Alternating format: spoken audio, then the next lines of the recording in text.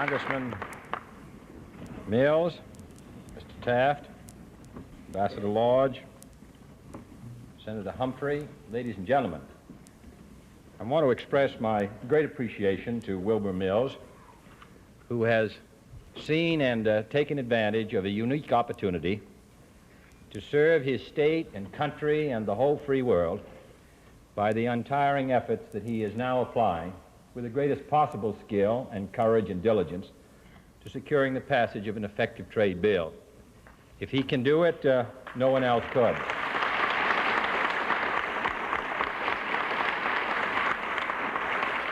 And I'm grateful to all of you, to Mr. Taft, who has labored in this field for so long, to Ambassador Lodge, who has rendered invaluable service in this great effort in countless ways, to Mr. Clayton and Christian Herter, who I do not believe are here, but who helped lay the groundwork for a great national effort, wholly separate from the parties, and to all of you. I hope that in this effort in which you're engaged, at this meeting and on other occasions, you appreciate how vital and significant your efforts are. If we are making progress in this area this year, as I believe we are, it has been due to the enormous work done by countless citizens, many of them anonymous, who recognize that the idea and the hour and the opportunity have all struck. When I submitted to the Congress the Trade Expansion Act of 1962, I called it the expression of a nation, not of any single faction or section. And that is true, and it's indicated by the fine messages of President Hoover and President Eisenhower and President Truman, of the support that's been given this by Vice President Nixon and Alf Landon and others who recognize this as a national challenge and opportunity, and not that belongs to any party. The trade of a nation expresses in a very concrete way its aims and its aspirations. When the people of Boston in 1773 threw cargoes of tea into the harbor, the American Revolution was in fact underway, symbolized by this revolution against a tariff which meant taxation without representation. When our nation turned in the 19th century to its own protective tariffs as an aid to industrial development, they symbolized a policy of non-involvement and of isolation, of detachment from the affairs of the world. When protectionism, in spite of the efforts of President Hoover, reached its zenith in the Smoot-Hawley tariff, it reflected a national lack of confidence and growth. And then in 1934, under the leadership of Cordell Hull, the United States started on the long road back, both from protectionism and isolationism.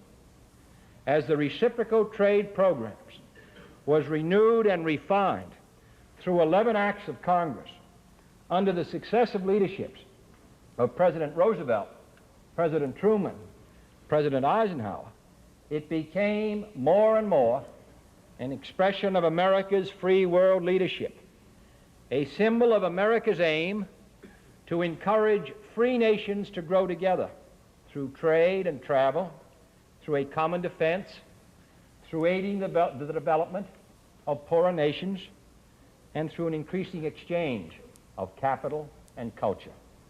And now the time has come for a new chapter in American trade policy, a chapter that symbolizes our new great aspirations for greater growth at home, greater progress around the world, and above all, the emergence of a greater Atlantic partnership.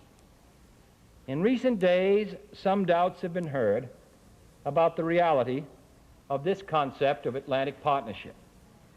Fears have been expressed on this side of the Atlantic that the United States may be excluded from the councils and the markets of Europe. And fears have been expressed on the other side of the Atlantic that the United States may someday abandon its commitment to European security. But I want to emphasize tonight to all the people of the Western Alliance that I strongly believe that such fears are folly. The United States cannot withdraw from Europe unless and until Europe should wish us gone. We cannot distinguish its defenses from our own. We cannot diminish our contributions to Western security or abdicate the responsibilities of power. And it is a fact of history that responsibility and influence in all areas, political, military, and economic, ultimately rise and fall together. No nation can long bear the heaviest burdens of responsibility without sharing in the progress and decisions, just as no nation can assert for long its influence without accepting its share of these burdens. And our policies in Europe today are founded in one deep conviction, that the threat to Western Europe and freedom is basically indivisible, as is the Western deterrent to freedom, the deterrent to that threat. The United States, therefore, is committed to the defense of Europe by history as well as by choice. We have no wish to join, much less to dominate, the European community. We have no intention of interfering in its internal affairs, but neither do we hope or plan to please all of our European allies who do not always agree with each other on every topic of discussion, or to base those decisions which affect the long-run state of the common security on the short-term state of our popularity in the various capitals of Europe.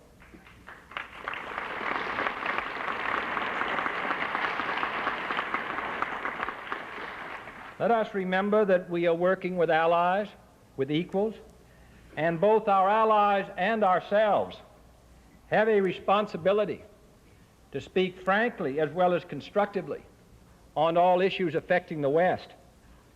If the alliance were to stand still, if we were to pursue a policy of merely patching over the status quo with the lowest common denominator of generalities, no doubt all disagreements could be avoided or postponed. But dissent does not mean disunity, and disagreement can surely be healthy so long as we avoid on both sides of the Atlantic any ill-tempered or ill-conceived remarks which may encourage those who hope to divide and conquer. We cannot and do not take any European ally for granted, and I hope no one in Europe would take us for granted either. Our willingness to bear our full share of Western defenses is deeply felt, but it is not automatic. American public opinion has turned away from isolation, but its faith must not be shattered. Our commitment, let it be remembered, is to a common united defense in which every member of the Western community plays a full and responsible role to the limit of his capability and in reliance on the strength of others. And it is that commitment which will be fulfilled. As long as the United States is staking its own national security on the defense of Europe, contributing today 425,000 men at an annual cost in the balance of payments, and therefore in dollars, and therefore potentially in gold, of $1.6 billion to Europe, and calling up 160,000 men at a budgetary cost of $3.5 billion since last July, in a far greater effort than that of any other country in response to last summer's crisis, we will continue to participate in the great decisions affecting war and peace in that area. A coherent policy cannot call for both our military presence and our diplomatic absence. I am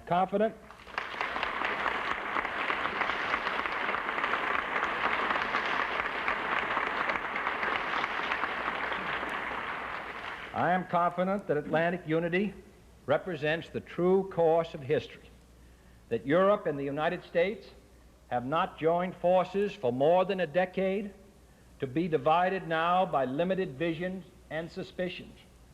The direction of our destiny is towards community and confidence and the United States is determined to fulfill that destiny.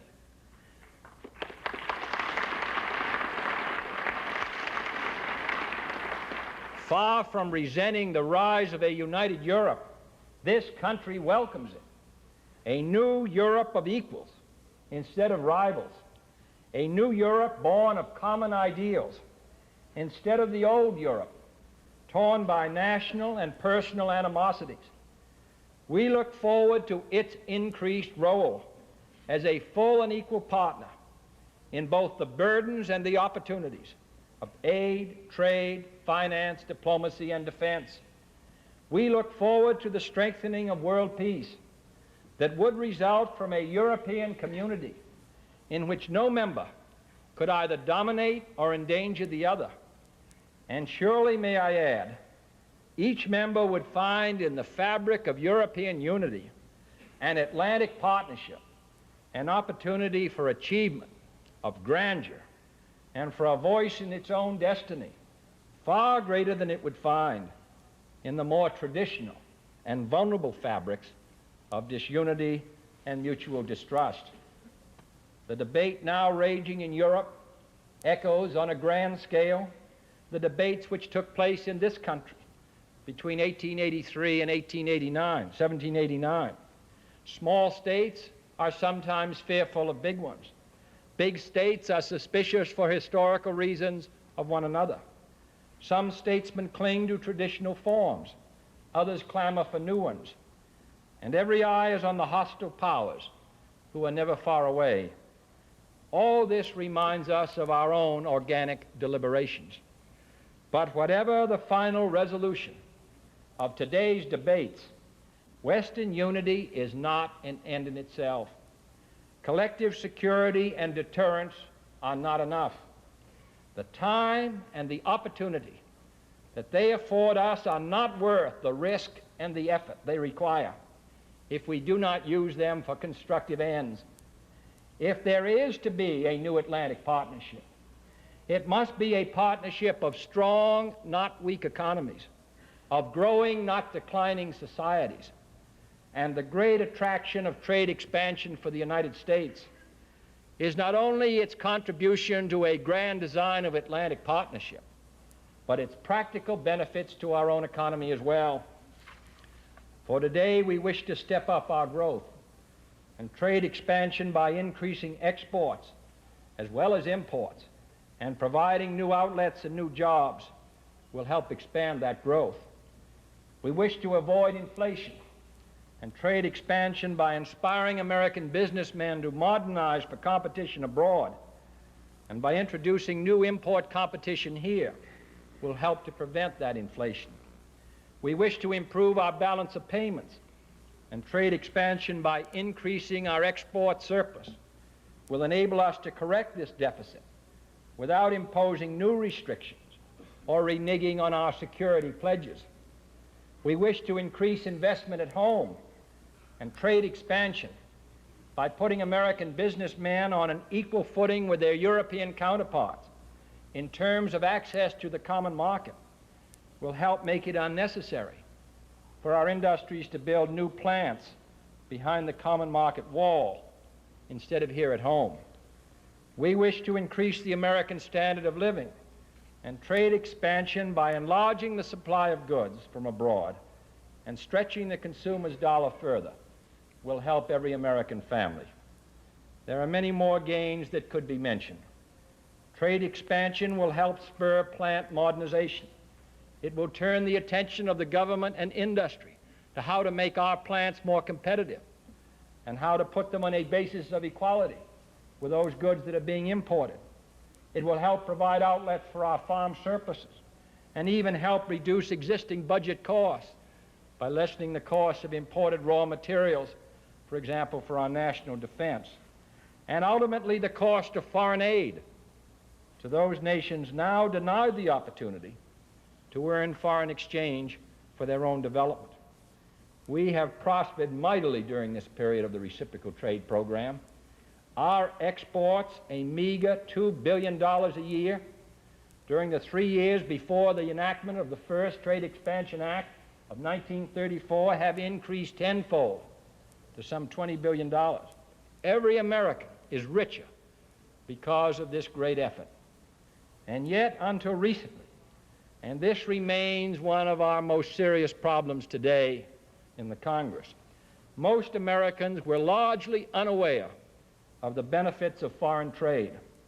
Many can see an import, but few could see an export. While both labor and management in other nations, such as Britain and Japan, recognize that they must trade or die, we have for a long time remained, in both labor and management, largely unconcerned. Today, I believe all this is changing, but it's not obviously changing fast enough. American businessmen are determined to share in the phenomenal growth of the common market, but we want every American businessman to be looking all around the world for a place in which he can participate successfully in private investment. The Japanese economy as well is growing at a spectacular rate of 8% a year or more. Over the past 5 years, Americans have sold in Japan $1.5 billion more than we have bought from Japan. In short, this trade expansion program can benefit us all. I don't say that there won't be some changes in our economy which will require adjustment, but we will be producing more of what we produce best, and others will be producing more of what they produce best. There will be new employment in our growth industries, and this will come mostly in our high-wage industries, which are our most competitive abroad, and less new employment in some others.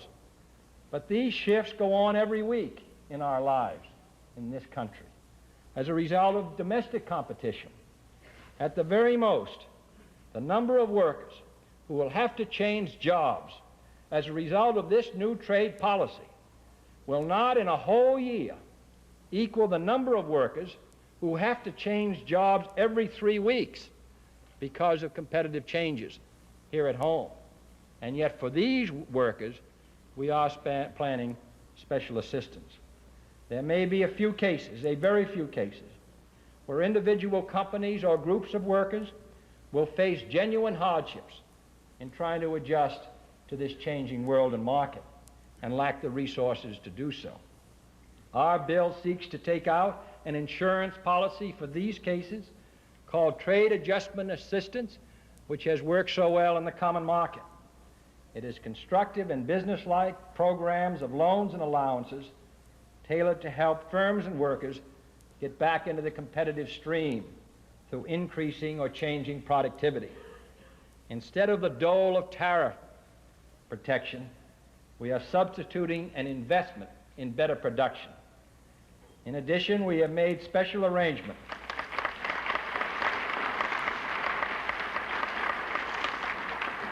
for such industries as textiles and oil.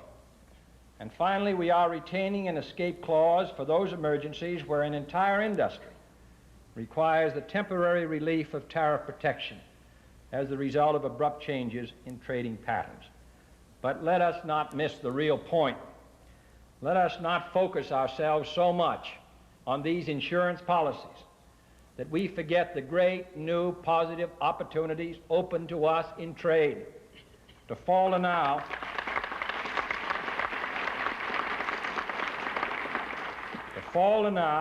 or become afraid of economic challenges in this country, which has been second to none in all of our history in our ability to compete, or become impatient in the face of difficult and delicate diplomatic problems, or make it impossible for those Americans who represent us in these negotiations to effectively speak for this country because of provisions written into bills which make it impossible for them, even though they bear the responsibility, they do not bear the authority if these powers are too circumscribed, so that we will end with an illusion of a tool to serve us, but not a reality. Unless we can concentrate our attention on what is an historic opportunity, we could well undo all the great achievements of this nation in building this great Atlantic community. There is an old Chinese saying that each generation builds a road for the next. The road has been well built for us, and I believe it incumbent upon us in our generation this year of 1962 to build our road for the next generation. And I believe that this bill is it. Thank you.